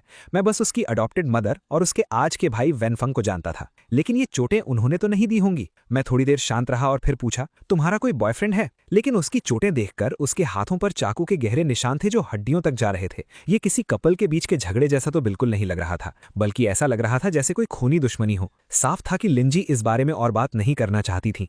उसने बस इतना कहा, तुम दूसरों के मामलों में दखल मत दो। फिर उसने मुझे ताना मारते हुए कहा, लगता है तुम्हें बीमार होने का नाटक करने की आदत पड़ गई है, जो अब तुम व्हीलचेयर पर भी आ गए हो। मैंने भी उसी की बात से उसे जवाब दिया, तुम दूसरों के मामलों में दखल मत दो। लिंजी फिर से हल्का सा हंस पड़ी। ये बहुत अजीब था। हमारे बीच का वो लड़ाई झगड़ा और टेंशन वाला माहौल अचानक से एकदम शांत हो गया था। लिंजी मुझे कुछ देर तक देखती रही और अचानक बोली, क्या तुम मेरे साथ घर चलना चाहते हो? ये कितनी अजीब और अचानक कही गई बात थी, लेकिन मैंने बस हाँ में सिर हिलाया और बहुत ही आराम से कह दिया, ठीक है। ऐसा लग रहा था जैसे हमारे बीच कभी वो कड़वा अतीत था ही नहीं, जैसे हमारे बीच कभी वो जानलेवा नफरत थी ही नहीं। ऐसा लग रहा था जैसे हम आज भी बहुत साल पहले वाले वही एक दूसरे से बेइंतहा प्यार करने वाले कपल हों, जो दोपहर के वक्त बस मौसम के बारे में ऐसे ही बहुत प्यार से बात कर रहे हों। क्या तुम मेरे साथ घर चलना चाहते हो? ठीक है। लिंजी हॉस्पिटल में करीब आधा महीना रही और फिर मुझे अपने साथ हॉस्पिटल से डिस्चार्ज करवा के घर ले गई। डिस्चार्ज वाले दिन मेरे मेन डॉक्टर ने मुझे अकेले में रोका और कहा, तुम्हारी एक्स फियांसे की हालत अब ठीक है, वो जा सकती हैं, लेकिन तुम हॉस्पिटल छोड़कर कैसे जा सकते हो? लिंजी थोड़ी दूर खड़ी मेरा इंतजार कर रही थी। मैंने बहुत धीमी आवाज में कहा, अब यहाँ रुकने से भी कुछ नहीं बदलेगा। मैं हॉस्पिटल के बेड पर नहीं मरना चाहता। मैं लिंजी के साथ चला गया। हमने हॉस्पिटल के ग्राउंड फ्लोर पर डिस्चार्ज का सारा पेपर वर्क पूरा किया। वो बेसमेंट पार्किंग में कार लेने गई और मुझसे ग्राउंड फ्लोर के गेट पर इंतजार करने को कहा। मुझे इंतजार करते हुए ज्यादा देर नहीं हुई थी कि अचानक किसी ने मुझे आवाज दी, लिनयी। ये आवाज थोड़ी जानी पहचानी लग रही थी। मैंने मुड़कर देखा। एक 60 साल के करीब का आदमी जिसके थोड़े सफेद बाल थे मेरी तरफ आ रहा था। आजकल मेरी याददाश्त बहुत कमजोर हो गई थी। मैं बहुत सी चीजों और लोगों को धीरे धीरे भूलने लगा था। काफी देर तक उस चेहरे को घूरने के बाद मुझे आखिरकार याद आया कि ये लिंजी के मिडिल स्कूल के प्रिंसिपल टन थे। सच कहूं तो मेरे और उनके बीच कई सालों तक एक डील चली थी। मैं उन्हें पैसे देता था और वो स्पॉन्सर बनकर वो पैसे लिंजी को देते थे। मैंने किसी तरह मुस्कुराने की कोशिश की। अरे आप हैं, बहुत समय बाद मिले। अफसोस कि अब मेरे चेहरे के मसल्स भी बहुत अकड़ गए थे। शायद मेरी ये स्माइल बहुत ही डरावनी और अजीब लग रही होगी। प्रिंसिपल टन ने एक गहरी सांस ली। मैं कब से तुमसे कांटेक्ट करने की कोशिश कर रहा हूँ। मैंने लॉयर सॉन्ग से भी बात की, लेकिन तुमसे मिल नहीं पाया। ये कहते हुए उन्होंने अपने वॉलेट से एक बैंक कार्ड निकाला और मेरे हाथ में रख दिया। ये कुछ महीने पहले तुम्हारी एक्स फियांसे लिंजी ने मुझे दिया था। इसमें पूरे 100 मिलियन है। तुम भी जानते हो कि असल में उसे स्पॉन्सर करने वाला मैं नहीं था। इन सालों में वो बहुत कामयाब हो गई है और उसने मेरी बहुत मदद की है। इस कार्ड में बहुत ज़्यादा पैसे हैं। मैं किसी भी हालत में इसे नहीं रख सकता। इससे पहले कि मैं कुछ बोल पाता, उनका फ़ोन बजने लगा। उन्होंने जल्दी से कॉल उठाया और वहाँ से चले गए। तभी लिंजी की कार आ गई। वो नीचे उतरी और मुझे कार में बिठाने में मदद की। मैं पैसेंजर सीट पर बैठा था। मैंने मुड़कर उसकी तरफ देखा और मुझे उसे इतना कामयाब देखकर बहुत खुशी हो रही थी। वो टीनेज वाली लिंजी जो कुछ रुपयों की पेन किलर खाने से भी कतराती थी, आज वो इतनी आसानी से 100 मिलियन का बैंक कार्ड दे सकती थी। मेरी लिंजी हमेशा से ही सबसे बेस्ट थी। लिंजी ने कार का GPS ऑन किया और उस विला का लोकेशन डाला जहां वो आजकल रहती थी। मैं खुद को रोक नहीं पाया और बोल पड़ा, क्या हम पहले वाली जगह पर जा सकते हैं? वो तुरंत मेरी बात समझ गई और उसने जीपीएस में हमारे उस पुराने किराए के घर का लोकेशन डाल दिया जहां हमने अपना बचपन बिताया था। रात को लिंजी खुद खाना बनाने गई। उसने अपनी स्लीव्स ऊपर फोल्ड कर ली जैसे वो कोई बहुत अच्छी डिश बनाने वाली हो। मैं किचन के दरवाजे पर अपनी व्हील चेयर में बैठा हुआ बोला, क्या हम दलिया खा सकते हैं? चलो, तुम अभी हॉस्पिटल से आए हो तो मैं भी तुम्हारे साथ 2 दिन हल्का खाना खा लूंगी।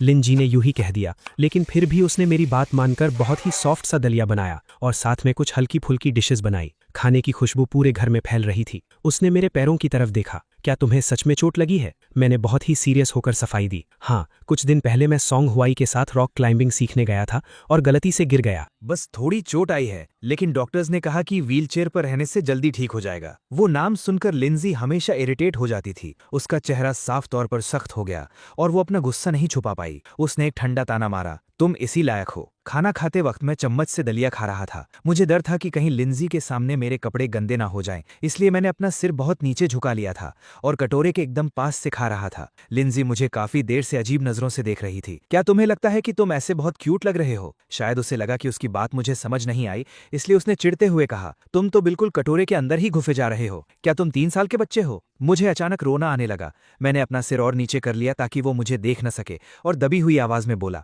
तुमसे मतलब? लिंजी ने माथा सिकोड़कर कहा, सब्जी खाओ। मैंने जवाब दिया, मैं डाइट कर रहा हूँ। लिंजी को और गुस्सा आ गया, तुम पहले ही सूख कर कांटा हो गए हो और क्या डाइट कर रहे हो? क्या कोई तपस्या कर रहे हो? मेरा गला पूरी तरह रुन चुका था।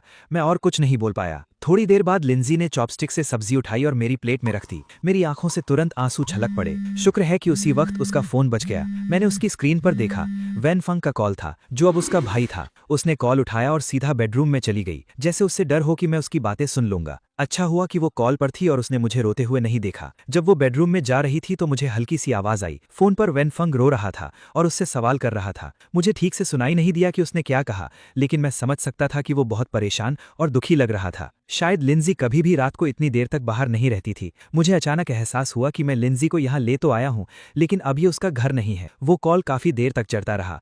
मैंने सिर झुकाकर अपना दलिया खत्म किया।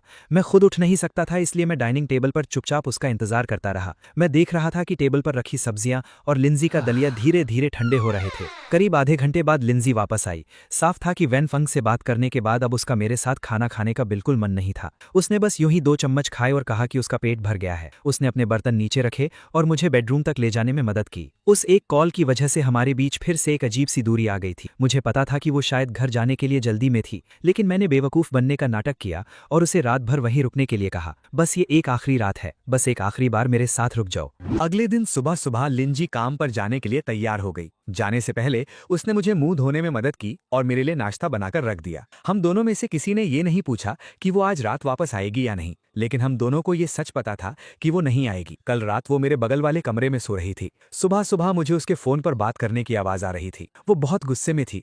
शायद वो वैन फिंग से झगड़ा कर रही थी। शायद वैन फिंग को मेरे और लिंजी के रिश्ते के बारे में पता चल गया था और उसे डर था कि मैं उसकी बहन को उससे दूर कर दूंगा। मैं व्हील चेयर को धकेलते हुए लिंजी को दरवाजे तक छोड़ने गया। उस पुरानी बिल्डिंग के कॉरिडोर के आखिर में एक खिड़की से धूप अंदर आ रही थी। अब मार्च का महीना शुरू हो गया था और इस सुबह की धूप में एक अजीब सी गर्माहट महसूस हो रही थी। लिंजी सीढ़ियों से नीचे जाने ही वाली थी कि अचानक उसे कुछ याद आया और वो वापस मुड़ी। वो मेरी व्हील चेयर के सामने नीचे झुकी। मुझे अचानक याद आया, आज मेरी सेक्रेटरी छुट्टी पर है। क्या तुम्हें टाई बांधनी आती है?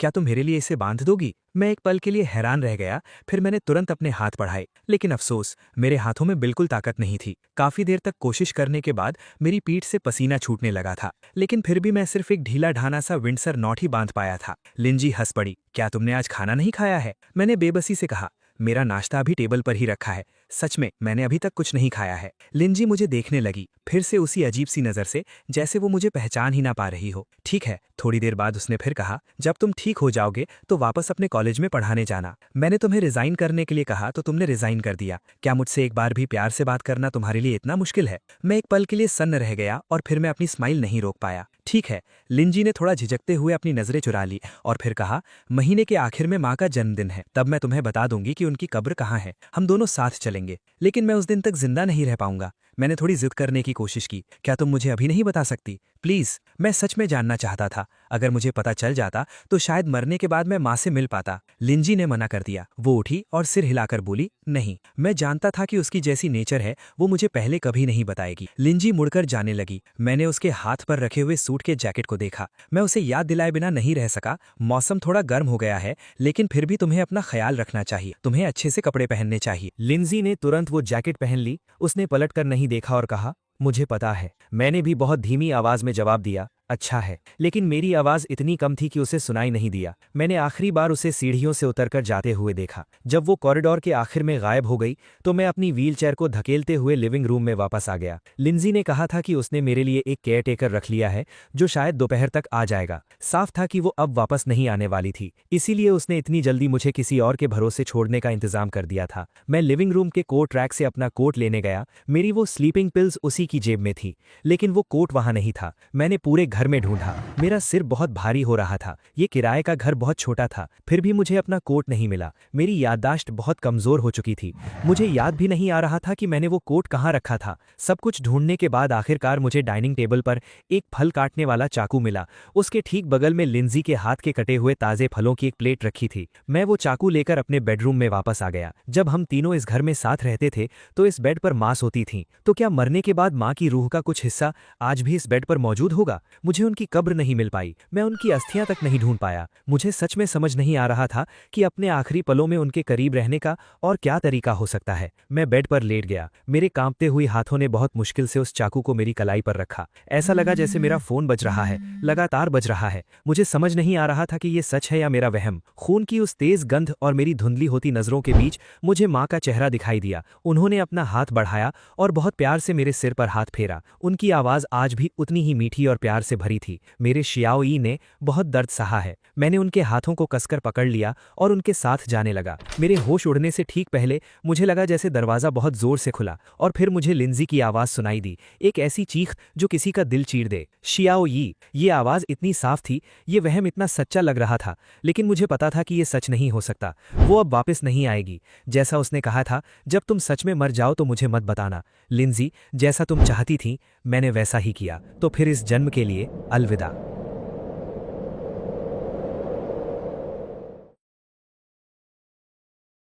मेरा शावी मर गया। उसने आखिरी बार मुझसे उस पुराने किराए के घर के बाहर बात की थी। वो पहले ही व्हील चेयर पर आ चुका था। उसे खाना खाने के लिए चम्मच का इस्तेमाल करना पड़ता था। उसने मेरी टाई बांधी, लेकिन वो एक गांठ तक ठीक से नहीं बांध पाया। और उसने मुझसे जो आखिरी बात कही थी वो ये थी, मौसम थोड़ा गर्म हो गया है, लेकिन फिर भी तुम्हें अपना ख्याल रखना चाहिए। तुम्हें अच्छे से कपड़े पहनने चाहिए। इतनी सारी अजीब बातें, इतनी साफ साफ अलविदा, फिर भी मैं समझ क्यों नहीं पाई? मैं कैसे नहीं समझ पाई? मैंने सोचा था कि जब मैं ऑफिस से घर वापस आऊंगी तो मैं उसे हंसाऊंगी। मैं चाहती थी कि हमारे बीच की वो दूरियां खत्म हो जाएं, वो पहले की तरह मेरे पास वापस आ जाए। मैंने उसे जानबूझकर बताया था कि मैंने उसके लिए केयर टेकर रखा है, ताकि मैं उसे इशारों में समझा सकूं कि मैं जिंदगी भर उसकी देखभाल करने के लिए तैयार हूं। उसे अपने पैरों की वजह से परेशान होने की जरूरत नहीं थी। अगर मैं ऑफिस भी जाती तो केयर टेकर उसका ख्याल रखता। मैं कार चलाकर ऑफिस जा रही थी। रेड लाइट पर रुकते वक्त मेरी नज़र उस पेपर बैग पर पड़ी जो मैंने पैसेंजर सीट पर रखा था। कुछ दिन पहले जब लिन ये अस्पताल में मेरी देखभाल कर रहा था तो उसके कोट पर मेरे खून के दाग लग गए थे। वो बस यही पूछ रहा था कि मुझे दर्द तो नहीं हो रहा, मैं ठीक हूं ना। उसका कोट गंदा हो गया था, लेकिन उसे बदलने का ख्याल तक नहीं आया। मैंने अपने असिस्टेंट से उसके लिए एक नया कोट मंगवाया था और सुबह सुबह उसे लाकर कोट रैक पर टांग दिया था। अब मुझे उसे अपने हाथों से कपड़े देने में भी थोड़ी झिझक हो रही थी, इसीलिए मैंने उसे बस वहां टांग दिया था। मुझे लगा कि वो देखकर समझ जाएगा। मैं उसका वो पुराना कोट अपने साथ कार में ले आई थी, ये सोचकर कि रास्ते में इसे ड्राई क्लीन के लिए दे दूंगी। अगर मैं इसे फेंक देती तो पता नहीं वो गुस्सा होता या नहीं। आज रेड लाइट शायद रोज से थोड़ी लंबी थी। मैं इंतजार करते करते बोर हो गई थी, इसीलिए मैंने अपना हाथ बढ़ाकर पेपर बैग से उसका कोट बाहर निकाला। उसकी जेब थोड़ी भारी लग रही थी, जैसे अंदर कुछ रखा हो। आखिर क्या हो सकता है? मैंने जेब में हाथ डाला ही था कि तभी लाइट ग्रीन हो गई। पीछे वाली कार ने हॉर्न बजाया तो मैंने हड़बड़ी में कोट नीचे रखा और कार चलाने लगी, लेकिन तभी उसकी जेब से कुछ चीजें फिसलकर नीचे गिर गईं। वो एक विटामिन सी की शीशी और एक बैंक कार्ड था। वो ब्लैक कार्ड कुछ जाना पहचाना लग रहा था। उसे देखते ही मेरे दिमाग में जैसे कोई कांटा सा चुभ गया। कार चौराहा पार कर रही थी। अचानक मेरे पैर कांपे और एक जोरदार आवाज के साथ मेरी कार आगे वाली कार से जा टकराई। सड़क पर अचानक हड़कंप मच गया। कोई गुस्से में मेरी कार का शीशा पीट रहा था, लेकिन बाहर के उस भारी शोर के बीच मेरा दिमाग एकदम सुन पड़ चुका था। मैंने उस खालीपन में धीरे से झुककर वो कार्ड और दवा की शीशी उठाई। कार्ड के पीछे अभी भी मेरे सिग्नेचर थे। ये वही कार्ड था जो मैंने प्रिंसिपल टैन को दिया था, और आज ये लिन यी के कोट की जेब में पड़ा था। मुझे ऐसा लगा जैसे हवा में एक भयानक सा चेहरा बन गया हो जो मुझे देखकर हंस रहा हो। एक ऐसा खौफनाक सच अचानक धीरे धीरे मेरे दिमाग में साफ होने लगा था। अगर प्रिंसिपल टैन ने ये बैंक कार्ड लिन यी को दिया था, अगर वो दोनों आज भी एक दूसरे को जानते थे, अगर कार का शीशा और भी जोर से पीटा जाने लगा था। मेरी आंखों के सामने बार बार अंधेरा छा रहा था। कई साल पुरानी यादें अचानक बहुत तेजी से मेरे दिमाग में टकराने लगी। बचपन में लिन ही अपने दोस्तों से मुझे मिलाते हुए कहता था, मेरी मंगेतर दुनिया की सबसे समझदार लेकिन सबसे बुद्धू इंसान है। जब मैंने मिडिल स्कूल पास किया था तो प्रिंसिपल टैन ने मुझसे कहा था, तुम्हारा ये लड़का सबसे ज्यादा समझदार और प्यारा है। नज़ारा बदला और मुझे उस सुबह उस किराए के घर के बाहर का मंजर याद आया जब लिन यी ने प्यार से जिद करते हुए पूछा था, क्या तुम मुझे माँ की कब्र के बारे में अभी नहीं बता सकती प्लीज। जैसे किसी अनदेखी चीज ने मेरा गला घोंट दिया था और उसे कसती जा रही थी। मेरी सांसें तेज हो गईं। मेरे कांपते हुए हाथों ने विटामिन सी की वो शीशी खोली और सफ़ेद रंग की गोलियां बाहर गिर पड़ी। ये वही नींद की गोलियां थी जो डॉक्टर ने मुझे बस 2 दिन पहले ही दी थी। डॉक्टर ने साफ कहा था कि एक बार में बस आधी गोली खानी है, किसी भी हालत में इससे ज्यादा नहीं लेनी। वो जमीन पर बिखरी हुई गोलियां मुझे किसी खूनखार जानवर की तरह अपनी तरफ झपटती हुई लग रही थी। मैं गलत थी, मैं बिल्कुल गलत थी। सब कुछ गलत था। क्यों? आखिर ऐसा क्यों हुआ? लिन यी की अस्थियां वापस लाने के बाद मैं घर पर बेहोश हो गई। मेरा असिस्टेंट मुझे अस्पताल ले गया जहां मुझे गंभीर डिप्रेशन और नर्वस ब्रेकडाउन डायग्नोज हुआ। जब डॉक्टर मुझे दवाइयां और परहेज समझा रहे थे तो मैंने उनसे पूछा कि अगर मैं उनकी बात ना मानूं तो मुझे मरने में कितना वक्त लगेगा। डॉक्टर का चेहरा एकदम सीरियस हो गया। मिस लिन, मैं आपको सजेस्ट करूंगा कि आप अभी से 24 घंटे के लिए अस्पताल में एडमिट हो जाएं। मैंने उनकी बात नहीं मानी। मैं अस्पताल से निकलकर उस किराए के घर में वापस आ गई। रास्ते में मुझे सॉन्ग हुआई मिली। उसने मुझे एक फाइल दी। उसकी आवाज में दर्द और ताना दोनों थे। लिन यी ने मरने से पहले कहा था कि वो चाहता है तुम्हें कुछ भी पता न चले ताकि उसके जाने के बाद तुम्हें दुख ना हो, लेकिन मैं तुम्हें धोखे में नहीं देख सकती। मैं वो फाइल लेकर किसी जिंदा लाश की तरह घर वापस आ गई। मैंने अंदर के सारे डॉक्यूमेंट्स डेस्क पर बिखेर दिए। उनके साथ कुछ पेन ड्राइव्स भी थीं जिनमें ऑडियो और वीडियो रिकॉर्डिंग थी। उन सब में पूरी सच्चाई थी और हर एक सबूत मेरे लिए किसी खौफनाक सजा से कम नहीं था। इन सालों में लिन यी ने सॉन्ग हुआई के साथ मिलकर जो भी काम किया था, कैसे एक एक कदम बढ़ाकर उसने लिन चैंगमिंग को जेल भेजने का प्लान बनाया था, वो सारे सबूत, प्रिंसिपल टैन के साथ उसकी सारी ट्रांजैक्शन हिस्ट्री, कॉल रिकॉर्डिंग्स और चैट्स, सब वहाँ था। जिस दिन लिन चैंगमिंग को पहली बार उम्र कैद की सजा सुनाई गई थी, लिन यी खुशी खुशी कोर्ट से बाहर आ रहा था। कैमरे के सामने देखते हुए उसने कहा था कि अब वो अपनी लिंजी के पास जा सकता है। 23 साल का लिन यी उस पल बिल्कुल किसी छोटे बच्चे की तरह लग रहा था। लेकिन जैसे जैसे मैंने फाइल के पन्ने पलटे, मुझे उसकी ALS की डायग्नोसिस रिपोर्ट मिली। तो वो रॉक क्लाइंबिंग में गिरने की वजह से व्हीलचेयर पर नहीं था, तो उसने चम्मच से दलिया मजाक मजाक में नहीं खाया था और ना ही उसका दलिया खाने का मन था। 7 साल बाद जब हम पहली बार मिले तो मैं बस यही सोच रही थी कि मैं अपनी नफरत कैसे निकालूं, मैं कैसे अपनी पूरी जिंदगी उसे अपनी गलती मानकर पछताते हुए देखूं। मुझे अंदाजा ही नहीं था कि वो पहले से ही मौत का इंतजार कर रहा था। सॉन्ग हुआई ने बताया, बॉडी डोनेशन फॉर्म पर अगर फैमिली के सिग्नेचर ना भी हों तब भी वो मान्य होता है। वो तुम्हारे पास सिर्फ इसलिए आया था क्योंकि वो अचानक अपनी बीमारी का सुनकर डर गया था। शायद उस दिन वो तुमसे मदद मांगने आया था, लेकिन तुमने उससे कहा कि जब वो सच में मर जाए तो तुम्हें बताने की जरूरत नहीं है। शायद वो तुमसे कुछ और भी कहना चाहता था, लेकिन तुम्हारी बात सुनकर वो चुप रह गया। शायद वो सच में मुझसे मदद मांगना चाहता था। और मैंने उससे क्या कहा? एक और बात, जब तुम सच में मर जाओ तो मुझे बताने की जरूरत नहीं है। उसे ये जवाब मिला था। लेकिन सच तो ये था, मुझे नहीं पता था। मैंने कभी सपने में भी नहीं सोचा था कि बॉडी डोनेशन फॉर्म जैसी अजीब चीज सच भी हो सकती है। मैं बस लिन यी से नफरत करती थी। पूरे 7 सालों में वो एक बार भी मुझसे मिलने नहीं आया था। उसने एक बार भी माँ की कब्र पर आकर दुआ नहीं मांगी थी। लेकिन मैं ये भूल गई थी कि 7 साल पहले मैंने ही उससे कहा था कि मैं उसकी शक्ल कभी नहीं देखना चाहती। मुझे नहीं पता था कि जिस रात माँ की मौत हुई, लिन यी को पता चला था कि लिन चैंगमिंग क्रूज शिप की उस पार्टी के शोर में किसी के साथ कोई बहुत बड़ी गैर कानूनी डील करने वाला है। उसने सॉन्ग हुआई के साथ मिलकर इसके लिए बहुत तैयारियां की थी। अगर उस रात कोई गड़बड़ नहीं होती तो उनके पास लिन चैंगमिंग को जेल भेजने के पक्के सबूत आ जाते। इसीलिए उसने फोन पर थोड़ा झिझकते हुए कहा था कि वो अगले दिन ही माँ के पास आ पाएगा। लेकिन फोन कटने के बाद उसने वो सारे प्लान छोड़ दिए और रातों रात सबसे तेज फ्लाइट लेकर देश वापस आ गया। लेकिन रास्ता बहुत लंबा था और फ्लाइट के लेट होने की वजह से वो अगले दिन दोपहर को ही अस्पताल पहुंच पाया। लेकिन मैंने ये जानने की कोशिश तक नहीं की कि वो कहाँ से भागता हुआ आया है। मैंने बस अपने गहरे दुख और गुस्से में उस पर अपनी सारी नफरत निकाल दी और कहा, मुझे अपनी शक्ल कभी मत दिखाना। मैं बस इसलिए नफरत करती थी कि उसने मुझे और माँ को छोड़ दिया था। मैंने सच में कभी नहीं सोचा था कि उसे कोई लाइलाज बीमारी हो जाएगी और वो मरने वाला है। आखिरी बार जब लिन यी ने मुझसे पूछा था कि क्या तुम मुझे अभी नहीं बता सकती, प्लीज, वो जल्दी जानना चाहता था, लेकिन मैं इस जिद पर अड़ी रही कि मैं उसे माँ के जन्मदिन पर ही बताऊंगी। ऐसा सिर्फ इसलिए था क्योंकि माँ ने मरने से पहले कहा था कि उन्हें और कुछ नहीं चाहिए। वो बस यही चाहती थी कि उनके जन्मदिन पर अगर लिन यी का मन हो तो हम दोनों साथ मिलकर उनकी कब्र पर आएं। उनके लिए बस इतना ही काफी था। लेकिन 7 साल बीत गए, मैं एक बार भी उनकी ये आखिरी इच्छा पूरी नहीं कर पाई। अब जब मैं आखिरकार लिन यी से दोबारा मिली थी तो मुझे डर था कि मैं माँ को फिर से निराश कर दूंगी। मुझे डर था कि अगर लिन यी को माँ की कब्र का पहले ही पता चल गया तो शायद वो उनके जन्मदिन पर ना आए। मैं हमेशा उसके बारे में सबसे बुरा ही सोचती थी। मुझे हमेशा लगता था कि शायद किसी दिन वो फिर से मुझे और माँ को इतनी ही बेरहमी से छोड़कर चला जाएगा। लेकिन मुझे नहीं पता था कि वो बेरहम और स्वार्थी इंसान कभी था ही नहीं। मुझे पता ही नहीं चला कि मेरी नज़रों से दूर मेरे श्याओ यी ने अकेले कितना कुछ सहा था और कितनी तकलीफें झेली थी। लेकिन अब बहुत देर हो चुकी थी, बहुत देर। मरने से एक रात पहले लिन यी ने देखा था कि वेनफेंग का मुझे कॉल आया है। मैं जानती हूँ कि वेनफेंग और मेरी उस अडॉप्टेड माँ के बारे में उसने पक्का कुछ बहुत गलत फहमी पाल ली होगी। उसे नहीं पता था कि वेनफेंग वेन लानसिंग का बेटा है,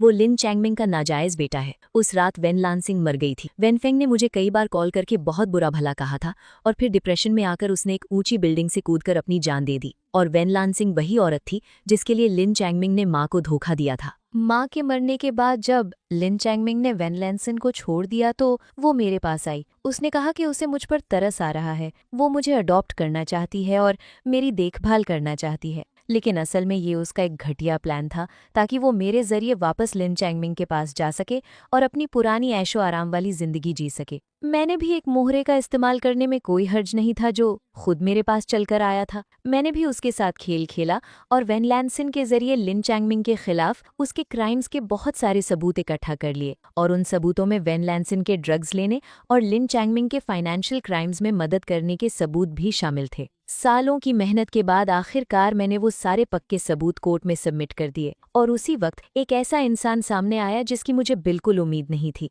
लिन चैंगमिंग की वकील सोंग ह्वाई ने भी उसके जुर्म के सबूत कोर्ट में पेश कर दिए। इन सब के मिलने के बाद लिन चैंगमिंग को सीधा उम्र कैद की सजा हो गई। मुझे लगा था कि सोंग ह्वाई ने सिर्फ खुद को बचाने के लिए लिन चैंगमिंग को फंसाया है। मुझे कभी नहीं पता था कि वो लिन यी के साथ मिलकर बिल्कुल मेरी तरह उसी एक मकसद के लिए इतने सालों से मेहनत कर रही थी। इतने सालों तक मैंने और मेरे शाओ यी ने अलग अलग रास्ते चुने थे, लेकिन हमारी मंजिल एक ही थी। हमारे दिलों में एक जैसी ही नफरत थी और हम दोनों एक ही अंजाम चाहते थे। हम दोनों उस आखिरी मुकाम पर एक दूसरे से मिल सकते थे, लेकिन अब ऐसा नहीं होगा। अब हम कभी नहीं मिलेंगे, कभी नहीं। लिन चैंगमिंग जेल चला गया और सेकंड ट्रायल में भी फैसला वही रहा। वेन लैनसिन का सपना पूरी तरह टूट चुका था। वो बेवकूफ़ औरत आखिरकार मेरे असली मकसद को समझ गई थी। मैंने वेन लैनसिन के भी उन सारे क्राइम्स के सबूत पुलिस को सौंप दिए। वेन लैनसिन पूरी तरह पागल हो चुकी थी। अरेस्ट होने से बचने के लिए वो खिड़की से कूदकर भाग गई और सीधा मेरे घर आ गई। उसी रात मुझे पता चला कि लिन यी फिर से जेल में लिन चैंगमिंग से मिलने गया है।